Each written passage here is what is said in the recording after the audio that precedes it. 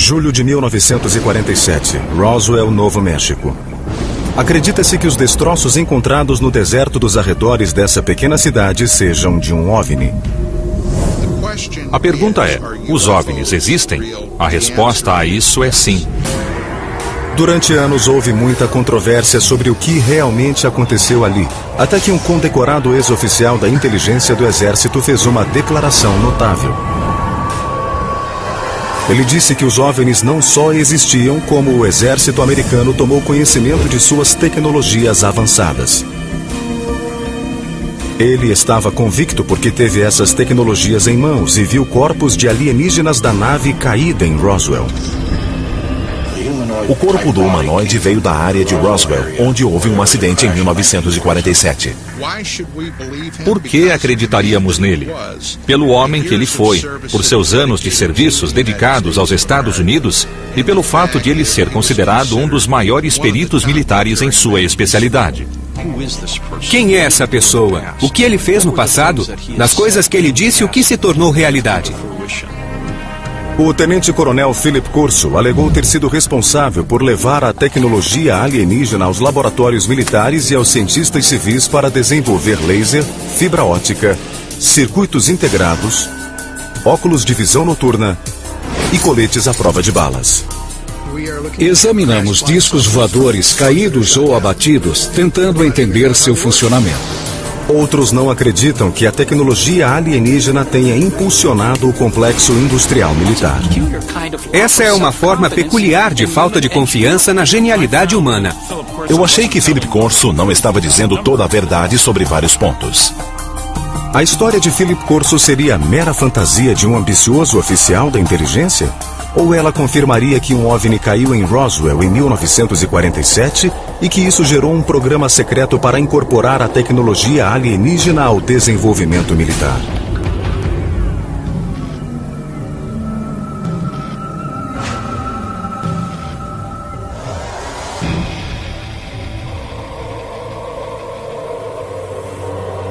O dia seguinte a Roswell. No verão de 1947, o major Philip Corso estava em patrulha na base do exército de Fort Riley, Kansas, quando avistou algo que desafiou tudo o que ele sabia sobre céus e terra.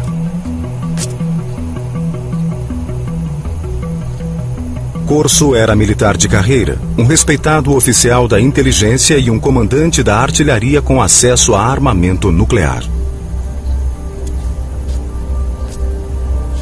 Corso jura que viu em um caixote dentro do depósito da base uma forma de vida de outro planeta. Corso publicaria essa e outras revelações em um livro chamado O Dia Seguinte a Roswell, um best-seller do jornal New York Times, publicado em 1997. Em uma das noites de autógrafos, 5 coronéis o procuraram e viram que meu pai estava muito seguro de tudo o que havia escrito. Corso morreu em 1998. Mas o material que ele apresentou em seu livro ainda gera controvérsias.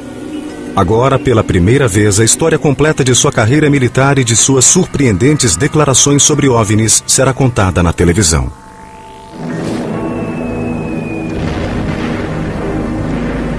Em 1942, um ano depois do ataque a Pearl Harbor, Philip Corso, originário de uma pequena cidade da Pensilvânia, foi convocado pelo exército. Durante a Segunda Guerra, ele foi treinado como oficial da inteligência. E aos 29 anos, Corso se tornou um caçador de espiões em Roma. Sua missão era localizar e eliminar agentes soviéticos. Uma vez que o exército americano ocupou Roma, ele queria assegurar que o governo do pós-guerra fosse amigo, não um governo comunista. Ele ocupava uma posição de muita autoridade e o homem era considerado como uma estrela em ascensão. Em abril de 1947, Corso voltou aos Estados Unidos para novo treinamento na Escola de Inteligência do Exército em Fort Riley.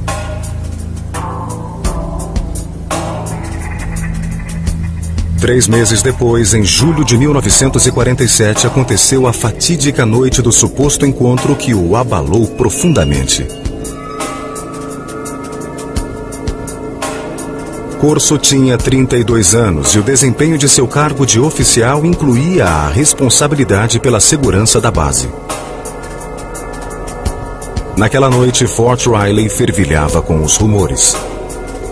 5 caminhões contendo escombros da misteriosa aeronave sinistrada em Roswell, Novo México, haviam chegado à base do Kansas. Corso, experimentado oficial do Exército Secreto, ficou intrigado com o fato.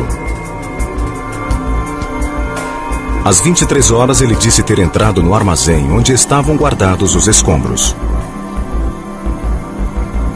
O guarda de plantão disse a Corso que já havia olhado um dos caixotes recém-chegados e que não conseguia entender o que vira.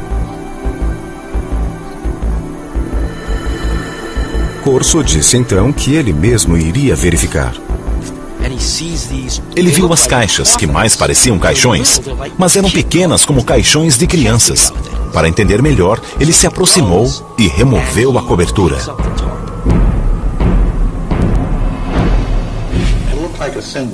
Parecia um pequeno corpo, humanoide, com uma cabeça grande e grandes olhos, não muito oblongos. Seu formato não era tão largo, como eu disse, como o nosso corpo. Corso disse que esse foi seu primeiro encontro com extraterrestres, mas que não foi o último, nem o mais significativo. Mais tarde, ele receberia arquivos ultra-secretos e artefatos alienígenas que, segundo ele, gerariam uma nova ordem tecnológica mundial. Mas isso demoraria mais de uma década para acontecer.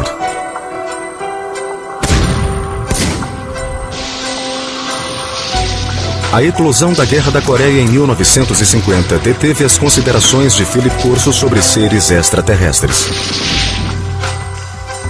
Ele se juntou à equipe do general Douglas MacArthur como especialista em artilharia para as forças da ONU. Depois do armistício de 1953, ele ficou na Ásia servindo como oficial da inteligência para repatriar americanos e prisioneiros de guerra aliados. Conheci Philip Corso porque ele foi oficial de projetos especiais do Comando do Extremo Oriente para prisioneiros de guerra. E mais tarde, teve o mesmo papel no Conselho de Segurança Nacional como assessor da Casa Branca no governo Eisenhower. De acordo com os registros militares, em julho de 1953, Corso foi promovido ao posto de tenente-coronel. Ele alegou que, como assessor de confiança do presidente Eisenhower, informou sobre o que acreditava ser uma crescente infiltração da KGB na CIA. Corso insistiu muito nisso no Conselho de Segurança Nacional e junto a Eisenhower. Corso declarou que Eisenhower o recompensou com seu próprio comando de combate. Em 1957, os registros militares confirmam que Corso foi posto no comando de um batalhão de artilharia nas instalações de mísseis de Red Canyon. Em outubro do mesmo ano, Corso ganhou o comando de um batalhão na Alemanha Ocidental, onde desenvolveu novas estratégias de ataque com armas nucleares. Ele demonstrou que podia fazer várias coisas, que sabia seguir ordens, mas que tinha iniciativa. Ele, sozinho, tinha o comando sobre uma bateria de armas nucleares. Na eventualidade de uma guerra com a União Soviética, nos anos 50, quando Corso estava na Alemanha, ele teria a autoridade individual de lançar mísseis nucleares. Quando Corso voltou da Alemanha, sua carreira mudou drasticamente de direção. O talentoso oficial da inteligência, destemido caçador de espiões e comandante da artilharia com acesso ao armamento mais poderoso do mundo, tornou-se reservista da Guarda Nacional. Em outubro de 1960, Corso, praticamente aposentado, tornou-se assessor de uma base da Guarda Nacional em Maryland.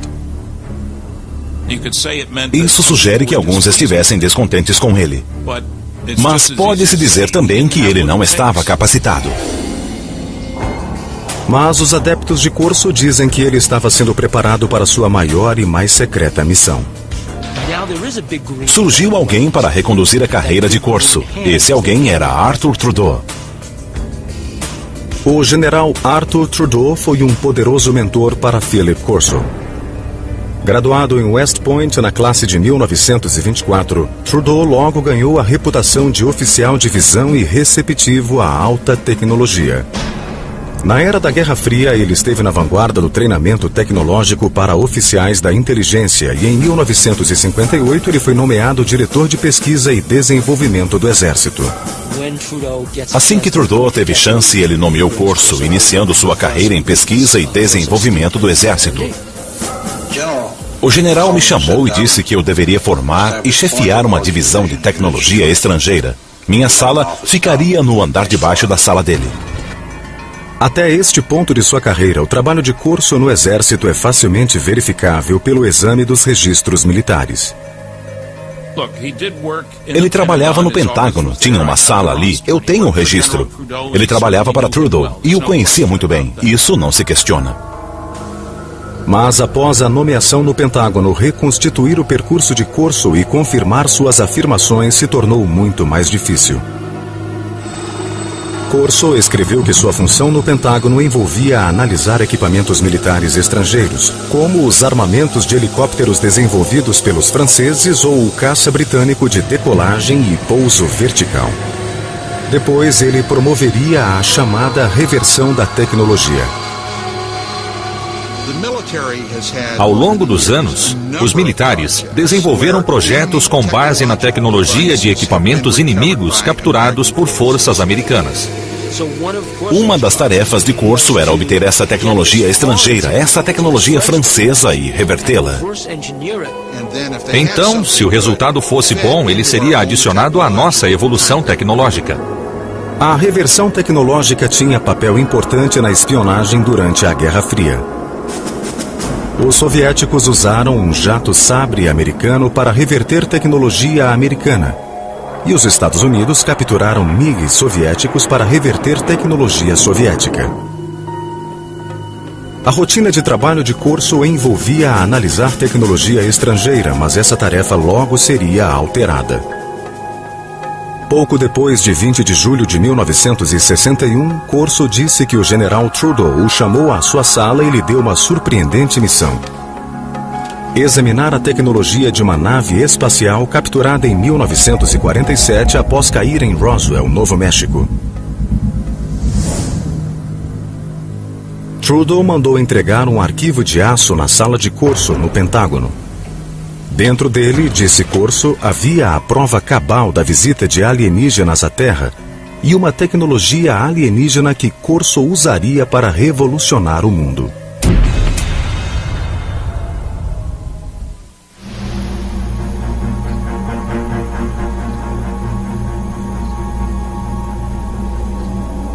Em 1947, Philip Corso disse ter visto corpos de alienígenas oriundos da queda de um OVNI perto de Roswell, Novo México. A descrição de Corso coincide com a daqueles que se declararam testemunhas oculares do desastre.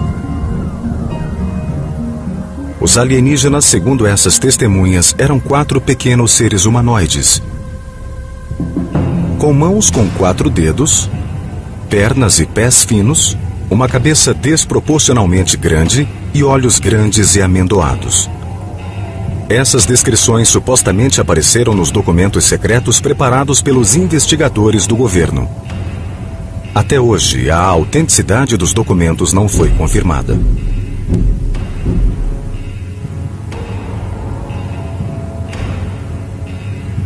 Corso insistiu que não havia contado a ninguém o que vira em Fort Riley. Mas no verão de 1961, o tenente-coronel foi designado a um projeto do Pentágono que o forçaria a recordar sua estranha experiência.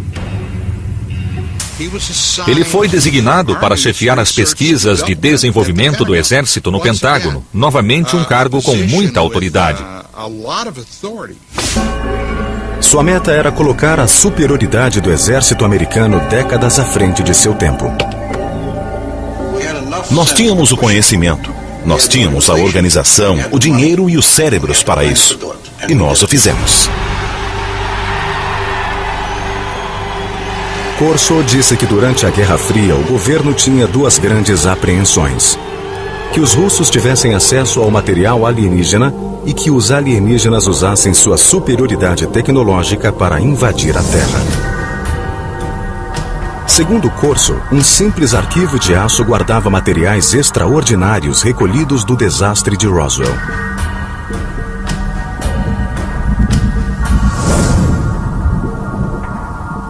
Um pedaço de pano metálico hiperresistente que Corso afirmou ter protegido a tripulação alienígena em sua espaçonave.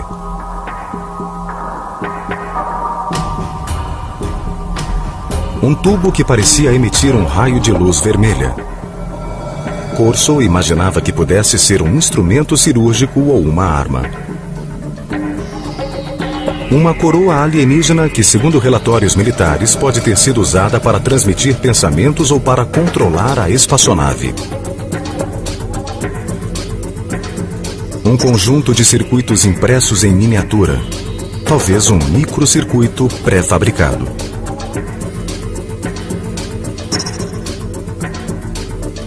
Um fio flexível, em cujo interior podia haver transmissão de luz. E uma lente que permitia enxergar no escuro, supostamente tirada do olho de um dos alienígenas. Para entender melhor o conteúdo do arquivo de aço, Corso disse ter mergulhado nos documentos secretos do governo que reportavam tecnologias supostamente encontradas em Roswell. Segundo os relatórios que Corso alegou ter lido, alguns dos mais ilustres cientistas do mundo, homens como Wernher von Braun e Robert Oppenheimer, tiveram acesso ao local da queda em Roswell. Corso teria recebido autorização do general Trudeau para reunir uma equipe de elite. Eu poderia colocar quem eu quisesse nessa equipe, engenheiros, cientistas. Eu disse que colocaria até alemães. Eu disse que poria 1 ou 2 alemães, além dos cientistas americanos. Corso afirmou que, com base em sua leitura atenta dos relatórios de Roswell, ele desenvolveu uma teoria própria sobre o funcionamento das naves alienígenas. Corso disse que a espaçonave tinha meios de saltar. Ela não voava normalmente de um lugar a outro, ela pulava. Ele disse que isso era claro, que havia uma onda ao redor da nave que permitia, de algum modo, que ela fosse não uma espaçonave, mas uma máquina do tempo.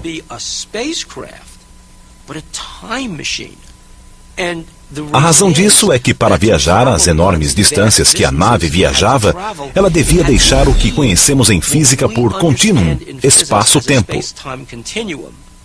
A nave o deixava em um ponto e reaparecia a seguir em outro. As notas pessoais de Corso detalham seus conceitos. Corso especula que a nave era pilotada por uma interface de controle da mente ajustada ao crânio alienígena. Ao comparar a coroa com os desenhos do cérebro dos alienígenas, parece haver pontos de coincidência entre receptores na coroa e partes do cérebro. Com sua pesquisa terminada, Corso se declarou pronto para a próxima fase, a distribuição.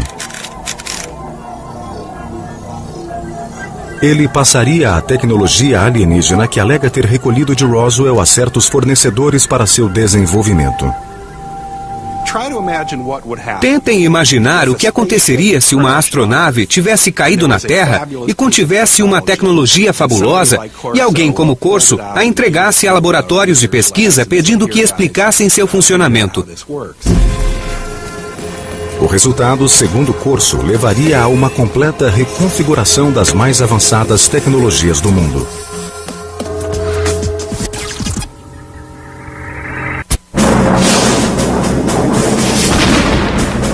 No início dos anos 60, o poderio militar americano estava direcionado para a Guerra Fria e o tenente-coronel Philip Corso queria trazer a tecnologia alienígena de Roswell para o cenário. No final do verão de 1961, ele afirmou ter contatado laboratórios militares de pesquisa bélica sobre os artefatos alienígenas. Os laboratórios do Exército também tinham cientistas civis em quem confiavam para lidar com materiais secretos. Phil Corso ficou à vontade em trabalhar com esses laboratórios e com cientistas civis, porque os laboratórios se responsabilizariam por tudo. Havia nos Estados Unidos inúmeros laboratórios de alta tecnologia onde cientistas civis trabalhavam em projetos militares ultra secretos. Los Alamos, que viu nascer o projeto Manhattan, é talvez o mais famoso. Mas em 1961, Fort Belvoir, na Virgínia, trabalhava silenciosamente em um projeto de uma década para desenvolver a chamada visão noturna. Corso afirmou ter sido esse o primeiro laboratório ao qual submeteu a tecnologia alienígena. Para reverter a tecnologia dessas coisas adequadamente, ele não poderia ir a uma oficina qualquer. Ele teve de ir aonde alguém entenderia aquela tecnologia.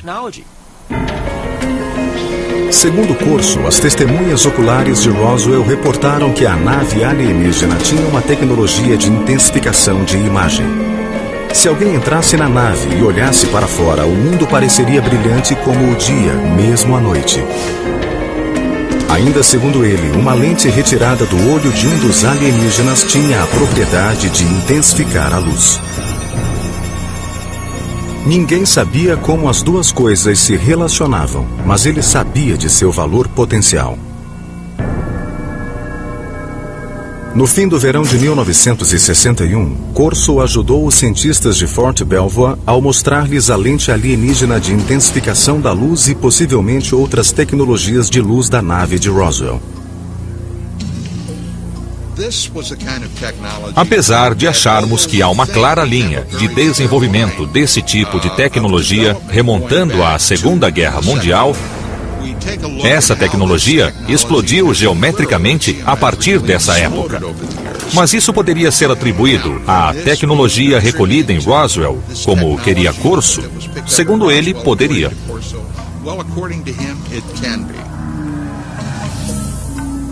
Corso admitiu não ter sido capaz de desenvolver a interface de controle da mente dos alienígenas. A teoria dele é que ela funcionava somente no cérebro deles. Mas esse revés momentâneo, disse ele, não impediu o desenvolvimento de outro artefato de Roswell, um circuito impresso de desenho misterioso. Nós obtivemos também um chip calcinado pequeno, talvez de 2 centímetros quadrados, com 2 fios que saíam e outra pequena incisão com fios. Isso veio de Roswell. Nós não conhecíamos bem a função dos circuitos integrados, mas suspeitávamos que fossem circuitos elétricos. Corso afirmou ter levado os objetos aos laboratórios Bell que haviam desenvolvido os transistores 14 anos antes. Ele disse que os cientistas da Bell puderam analisar e depois recriar o microchip alienígena. O que haveria se algo assim acontecesse? Bem, o que haveria é que em muito pouco tempo o mundo seria radicalmente transformado.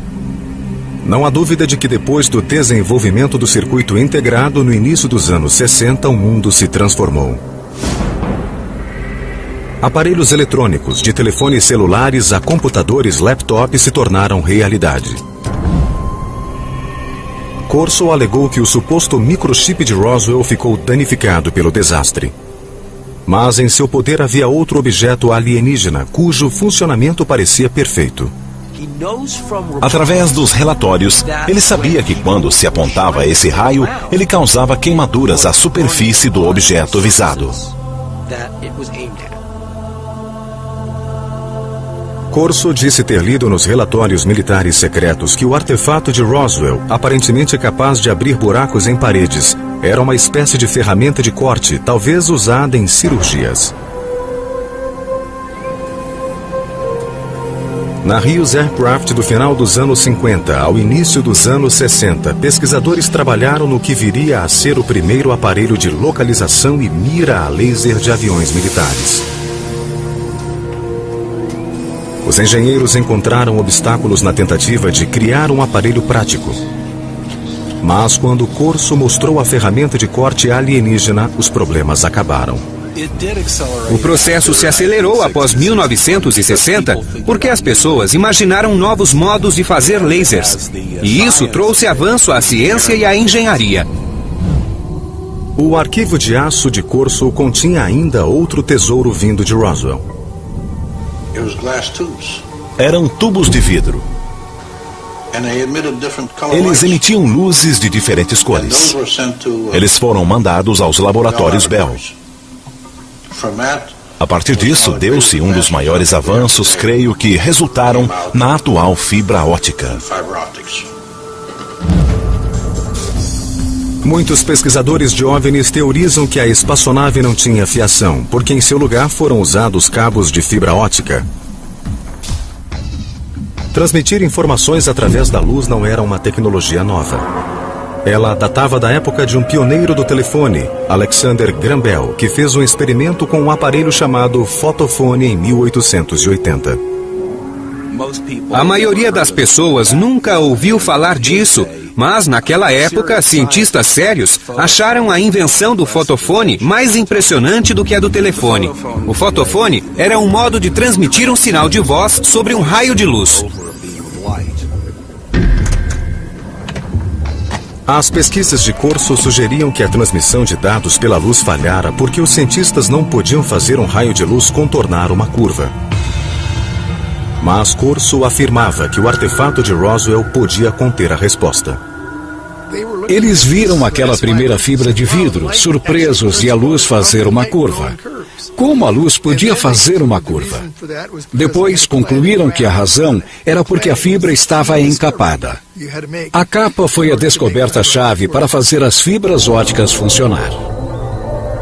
Apesar de a fibra óptica só ser usada em larga escala nos anos 70, pesquisadores de OVNIs acreditam que a capa do artefato alienígena, uma cobertura externa que conduzia a luz pela fibra, tornou possível o avanço dessa tecnologia na Terra.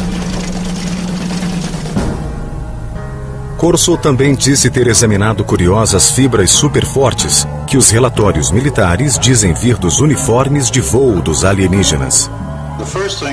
O que me surpreendeu naquele tecido foi a trama, que não se podia cortar nem com uma navalha. Mas eram fibras. Em seu livro, Corso oferece uma teoria sobre a composição das fibras dos uniformes alienígenas. O corpo dos alienígenas, ou sua parte mais vulnerável, era protegido de energias que deviam ser incríveis, pela enorme resistência do tecido, que de algum modo formava um escudo. Corso disse também que eles não vestiam os uniformes, que pareciam entranhados na pele, que vinham de dentro como um casulo.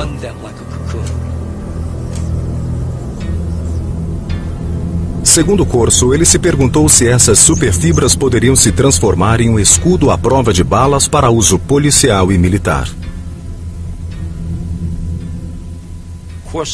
Corso disse que o exército tentou levar o tecido à Universidade do Colorado para tentar reproduzir essa tecnologia. Os anos 60 viram grandes avanços em tecidos hiperresistentes com a tecnologia dos polímeros, um tipo de molécula que Corso disse estar presente no tecido alienígena. Em 1965 foi inventado o Kevlar, tecido que seria usado em coletes à prova de bala. Outra evidência, segundo Corso, do impacto da tecnologia alienígena. Não há como negar que o período em que Corso trabalhou no Pentágono coincide com um período de rápido crescimento tecnológico dos Estados Unidos. Os defensores de Corso dizem que a tecnologia alienígena teve seu papel, mas outros veem as coisas de modo muito diferente.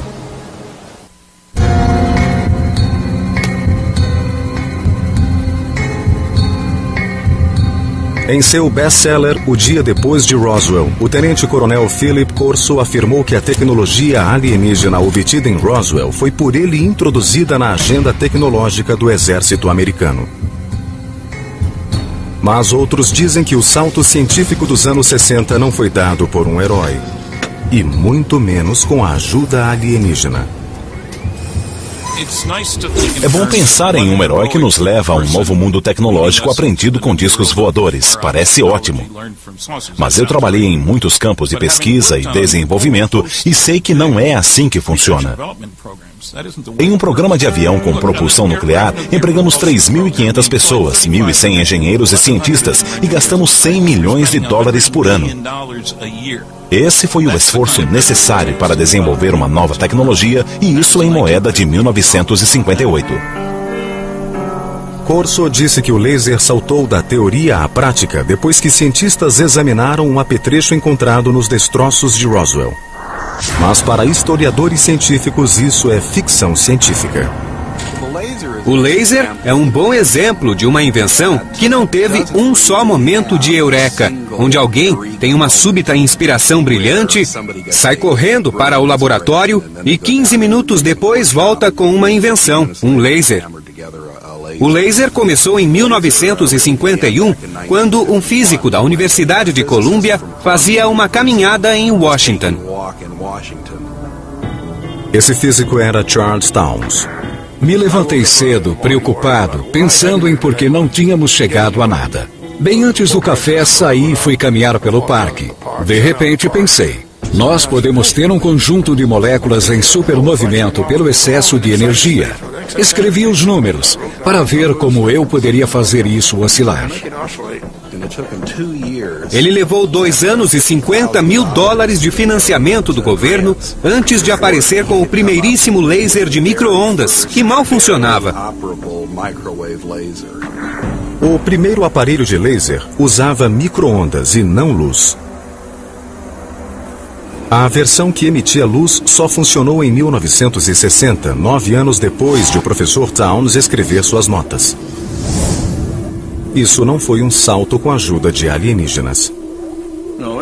Não, alienígenas não tiveram nada a ver com a tecnologia do laser. E que eu saiba, até agora, alienígenas não nos trouxeram novas informações. O desenvolvimento do laser foi lento e gradual, mas o do circuito integrado foi muito rápido. Os maiores progressos, no entanto, foram feitos pelos cientistas muito depois de Corso se aposentar. O real avanço aconteceu em 1971, quando um homem chamado Ted Hoff concebeu a ideia de colocar um microprocessador inteiro sobre uma peça de silicone, um computador em um chip. Basicamente, o que acontece em um circuito integrado é que se controla o fluxo de elétrons ou, em alguns casos, a ausência de elétrons. Ted Hoff, conhecido como o arquiteto do microprocessador, começou a trabalhar com circuitos integrados em 1968. Hoff discorda da afirmação de Corso de que um chip alienígena capturado em Roswell antecipou sua concepção aqui na Terra. Em um cenário de desastre deve ter havido danos, e esses danos podem dificultar a análise de um objeto.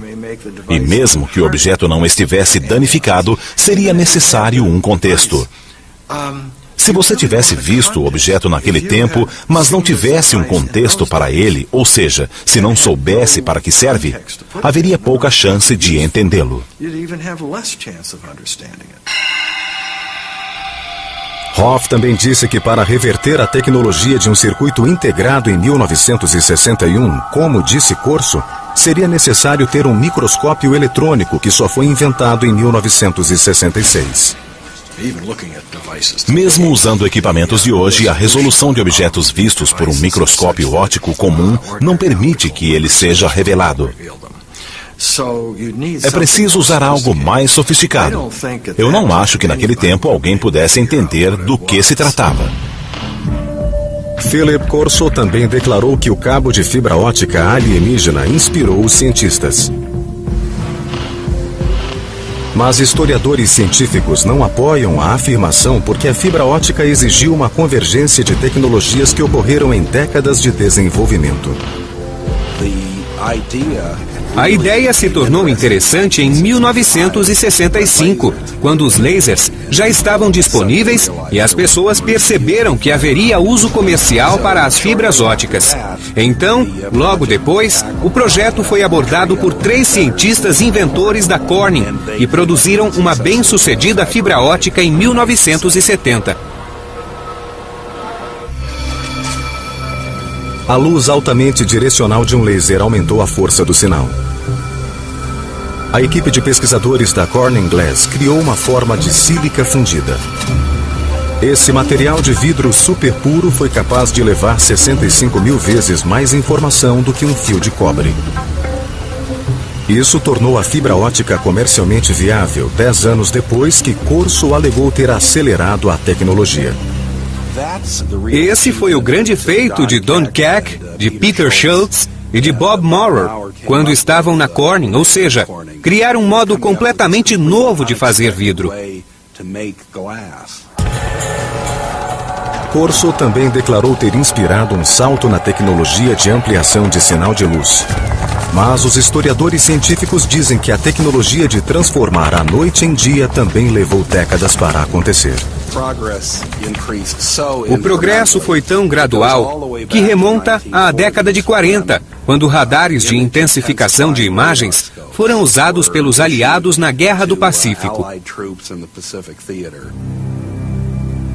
O primeiro equipamento de visão noturna usava imagens térmicas. Desenvolvido pelos alemães na Segunda Guerra, ele tornava a energia calorífica em um espectro visível, usando luz infravermelha e um receptor. No início dos anos 60, William Spicer, um pesquisador do Departamento de Defesa, criou a tecnologia de intensificação de imagens. Os cientistas de Fort Belvoir usaram o trabalho dele como ponto de partida.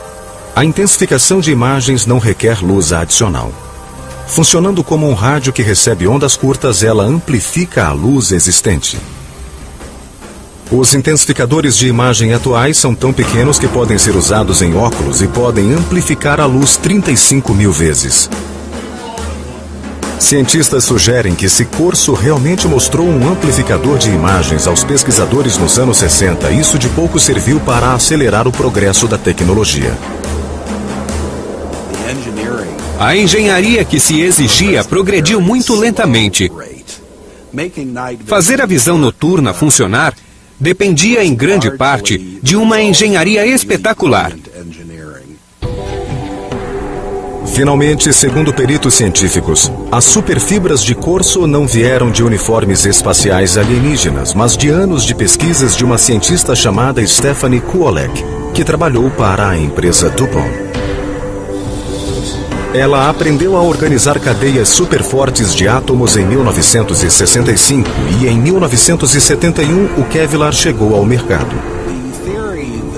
A teoria de que algo como o Kevlar veio de um disco voador me parece desrespeitosa para com alguém como Stephanie Kuolek, que despendeu enormes esforços, anos de sua vida, uma tremenda dedicação e capacidade mental para desvendar os segredos da natureza.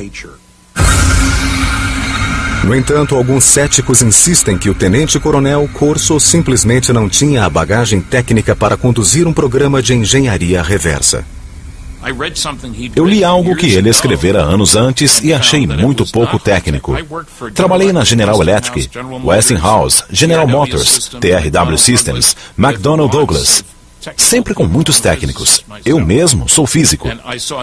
Eu não vi nada no que Corso escreveu que mostrasse que ele tivesse conhecimento, habilidade, talento, coisas básicas, para tratar dessas questões e realizá-las.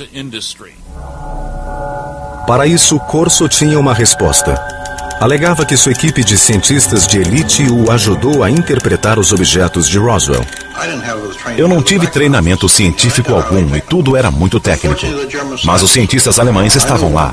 Eu conhecia von Braun e Hermann Oberth, que era um dos que diziam que nós fomos ajudados, mas não podíamos dizer nada para proteger o orçamento e a organização. Para os céticos, há ainda o aspecto da patente de Corso. Um tenente-coronel, dizem alguns, não comandaria as coisas que Corso alegava comandar. Eu acho que uma indicação de seu valor para os militares estaria no fato de ele não ser coronel, apesar de todos os anos de serviço. Mas outros endossam as afirmações de Corso, em especial os que dizem conhecer bem os métodos do exército americano. Naquele tempo, um tenente-coronel tinha muito mais autoridade e posição do que hoje em dia. E mesmo hoje, há tenentes-coronéis que sabem muito de táticas importantes e até de planejamento estratégico e operacional. Todos os fornecedores militares com quem Corso disse ter trabalhado negaram qualquer envolvimento com tecnologias alienígenas ou qualquer impulso dado por elas. Não há memorandos, diretivas ou papéis de trabalho que corroborem as afirmações de Corso sobre levar a cabo qualquer reversão de tecnologia alienígena. Mas quem apoia Corso diz que não há papéis por uma razão muito simples.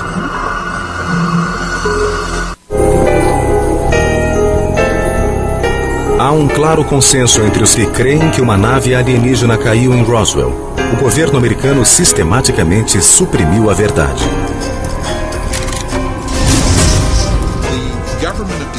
O governo dos Estados Unidos, bem como outros pelo mundo, fez de tudo para manter a questão envolta em grande segredo, sob um manto de mistério. Philip Corso disse que ele também teve de manter seu programa de reversão de tecnologia em segredo. Não podíamos discutir. Nossas decisões só podiam ser discutidas entre nós.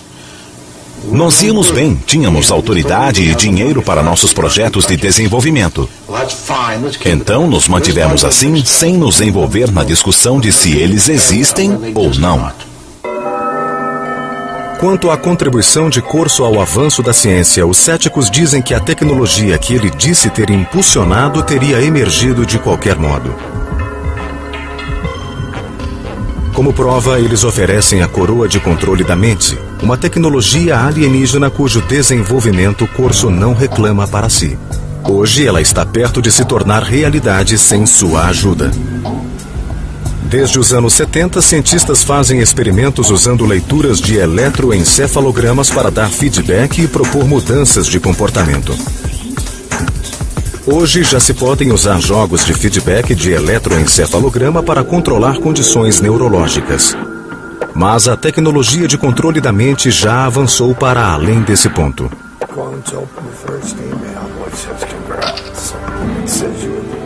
Em 2004, pesquisadores receberam aprovação do FDA para testar implantes cerebrais destinados a permitir que pessoas deficientes controlem um computador usando o pensamento.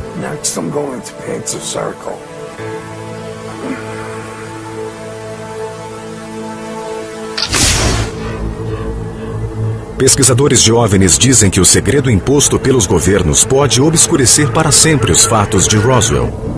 E, portanto, obscurecer a verdade sobre o fato de a tecnologia alienígena ter contribuído ou não no papel do desenvolvimento de fibra óptica, de tecidos hiperresistentes, lasers, circuitos integrados ou intensificadores de imagens. Alguns acham, por exemplo, que alienígenas intervieram em 3500 a.C. no Egito para ajudar na construção das pirâmides. Sabemos muito bem que os egípcios eram perfeitamente capazes de colocar grandes blocos uns sobre os outros. Se os egípcios, de repente, tivessem desenvolvido telefones celulares ou algo assim, eu diria que sim, que poderia ser uma intervenção. Mas não foi assim. O tenente-coronel Philip Corso pode ser questionado. Suas ideias podem ser contestadas e suas predições descartadas como ficção científica.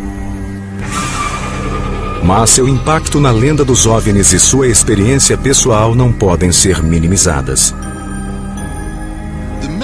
Os militares, o Pentágono, o governo dos Estados Unidos não dão esse tipo de autoridade a um maluco qualquer. Esse homem era muito considerado, muito respeitado. O que eu tenho a perder na minha idade? Eu devo contar a história a meus netos, porque eu não sei por quanto tempo eu estarei por aqui. Quando eu for, tudo irá comigo. Deve ter havido muitas ocasiões, muitos dias, em que Philip Corso se perguntou: por que eu? Por que eu tenho essas informações? Eu acho que isso o deve ter perseguido por muitos anos. É difícil manter um segredo assim dentro de si. Meu pai disse que até hoje, apenas 10% da história foi contada. O restante é confidencial.